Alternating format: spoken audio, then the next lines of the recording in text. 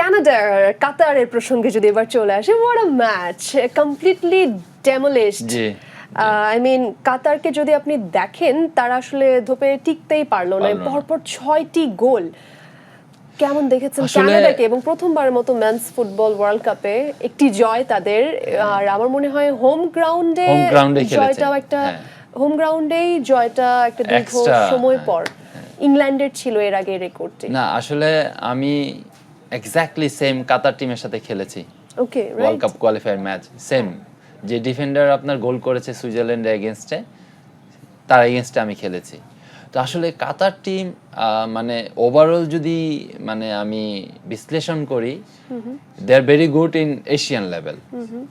কারণ world cup লেভেলে আসলে for them is very very difficult, tight.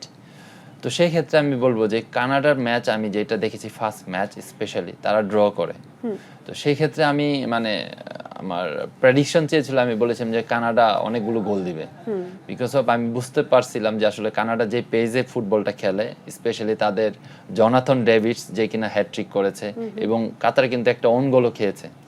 হ্যাঁ, ওন গোল খেয়েছে। সেটাই কাতারের প্যানিক সিচুয়েশনে যাচ্ছিলাম, যেটি বলছিলাম কানাডার ভ্যানকুভারে আসলে অন্যরকম একটা আবহ ছিল, সিন্স তাদের দেয়ার হোস্ট কান্ট্রি প্রথম ম্যাচে ড্র করেছে, ফার্স্ট ওয়ার্ল্ড কাপ পয়েন্ট তারা পেয়েছে, তারপর ভ্যানকুভারে অন্যরকম সাপোর্টও ছিল আমরা দেখেছি। সেখানে যে হ্যাটট্রিক করেছেন সেটাই আসলে মানে হোম গ্রাউন্ডে হ্যাটট্রিক প্রথম হয়েছে।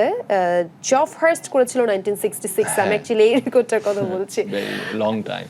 কাতারের সমস্যাটা আসলে কোন জায়গায়? কাতার স্পেশালি যখন তারা খেলে এরকম স্ট্যান্ডার্ড টিমের সাথে, আসলে সবচেয়ে বড় প্রবলেম হয়েছে তারা যখন সুইজারল্যান্ডের সাথে ড্র হয়, একটা পয়েন্ট পায়, এখন তাদের কনফিডেন্স লেভেলটা হাই।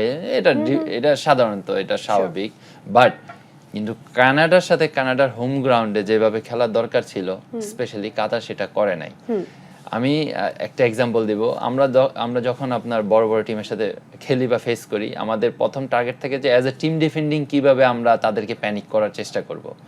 কাতার সেটাতে ফেল করেছে, এবং তার সাথে আই হোপ আপনার সাথে একটু আগে কথা হচ্ছিল শোর আগে, যে রেড কার্ড খেয়েছে মেবি। হ্যাঁ, কাতার 2টো রেড কার্ড খেয়েছে ইনফ্যাক্ট।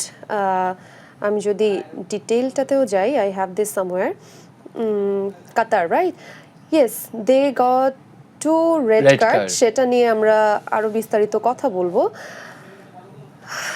না, অ্যাকচুয়ালি আপনার হোম গ্রাউন্ড এবং ওয়ার্ল্ড কাপের হোস্ট টিমের সাথে আসলে যেভাবে খেলা দরকার ছিল, ফর মাই ওপিনিয়ন এটাতে তারা ফেল করেছে। তার সাথে আপনার ম্যান টু ম্যান আসলে কানাডার প্লেয়াররা অনেক আগায়া ছিল, এবং তার সাথে আমি বলবো যে মোর মানে আপনার দেখা যাচ্ছিল যে ভালো করছে কানাডা। এবং তার সাথে তাদের কিছু দেখেন, তাদের যে ক্যাপ্টেন আলফান্সো ডেভিডস, সে কিন্তু মিসিং, সে কিন্তু খেলে নাই, সে কিন্তু ইনজুরি, এবং সে থাকলে হয়তো বা আরও প্রবলেম ফেস করতে হইতো কাতারের।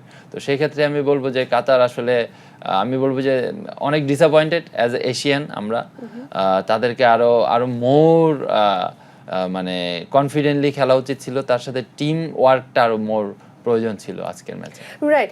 ওয়েল, শেষ পর্যন্ত কিন্তু আমরা কাতারকে এতটাই আসলে প্যানিক হতে দেখেছি যে 2টো রেড কার্ড শেষ পর্যন্ত খেলা শেষ করতে হয়েছে 9 জন প্লেয়ার দিয়ে। হোমাম আহমেদ এবং আসিম মাদিব আসলে 2টো রেড কার্ড খেয়েছেন।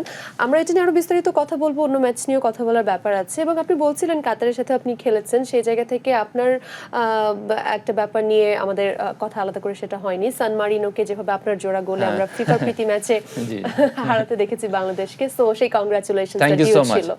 গ্রুপ বি এর কথা যদি আসলে আবার বলি, কাতার এবং কানাডার ম্যাচ আমরা দেখেছি 6-0-তে কানাডা আসলে ম্যাচটি জিতে নিয়ে অন্যরকম রেকর্ড নিয়েছে, এবং টেবিল টপে আছে এখন তারাও। গ্রুপ বি এর টেবিলের কথা যদি আমরা একটু বলি, কানাডা 4 পয়েন্ট নিয়ে টেবিল টপ পজিশনে আছে, সুইজারল্যান্ড অন্যদিকে সেম 4 পয়েন্ট নিয়ে রানার আপ আছে। সুইজারল্যান্ডের ম্যাচও কিন্তু আমরা দেখেছি বসনিয়ান হার্জেগোভিনার সাথে।